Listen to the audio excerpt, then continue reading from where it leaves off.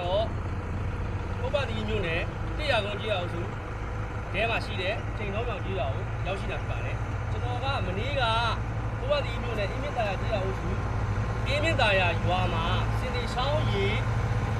ဆရာမှုနဲ့ပတ်သက်ပြီးတော့သွားရောက်ပြီးတော့မှအင်တာဗျူးတဲ့အချိန်မှာကြီးအောင်ကြီးရသားတွေနဲ့အင်တာဗျူးရဲ့အားပေးစကားပြောတဲ့အချိန်မှာအဲ့ဒီကိုလေးကိုတင်လိုက်တယ်နော်အဲ့ဒီကိုလေးတင်လိုက်တဲ့ဘက်မှာဒီတော့ကတောင်တောင်ဆက်ဆံမတယောက်ကသူ့ရွာလေးကိုလည်းရောင်းဝင်နှန်းလေးရတော့လမ်းဆိုးနေတယ်ပေါ့နော်လမ်းဆိုးတာပြီးတော့ကြောင့်ဝင်နှန်းလေးခင်းပြီးပါဆိုပြီးတော့တောင်းဆိုလို့ကျွန်တော်တို့ဒီကိုလာပြီးတော့ပြင်ဆင်တာပါနော်ဒီနေ့ကတော့ကျွန်တော်ကတငယ်ချင်းတွေတော့ဒါကျွန်တော်တို့အကြောင်းတွေပဲတငယ်ချင်းပါနော်ဒီအောင်ဒါကတော့ကျွန်တော်တို့ကိုကြီးပေါ့နော်ဟိုဖြစ်တယ်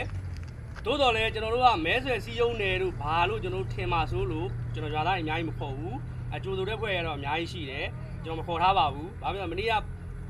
အေးမြင့်တာယာမှာကြီးရသူကြီးရသားတွေအများကြီးဖြစ်ချိန်မှာတခြားလူတွေကဒူလောပေါ့မဲဆွယ်ကာလမဟုတ်ပြီးမဲဆွယ်တော့ကျွန်တော်မဲဆွယ်တာမဟုတ်ပါဘူးအဓိကကျွန်တော်ဒေတာခွင့်မျိုးကြီးကိုကျွန်တော်နိုင်နေအားနဲ့ကျွန်တော်ဘယ်လိုလုပ်ပြီးလို့ရမလဲ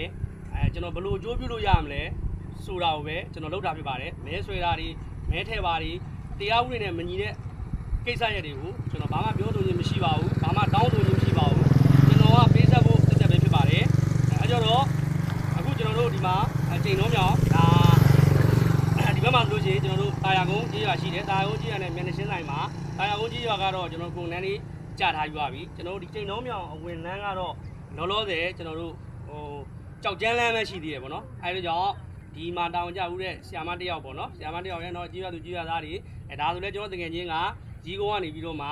ဒီချိန်တော်မြောင်ကဟိုကနေကောင်မလေးနဲ့အိမ်တော်ကြပြီးတော့ဒီနေရာဖြစ်တော့ကြောင့်တောင်းဆိုရတဲ့အတွက်ကြောင့်ကျွန်တော်တို့ဒီဟိုဟာလေးကိုလာပြီးတော့ရိုက်ပြီးတော့တင်ပြရခြင်းဖြစ်ပါတယ်ပြီးရင်ကျွန်တော်တို့ဒီဘယ်လောက်ရှိလဲဘာညာကျွန်တော်မှတ်တမ်းတင်မယ်မှတ်တမ်းတင်ပြီးတော့ကျွန်တော်လုံနိုင်တာလေးတွေကိုကျွန်တော်လုံဆောင်ပေးတော့မှာဖြစ်ပါတယ်အားလုံးကိုကျေးဇူးတင်ပါတယ်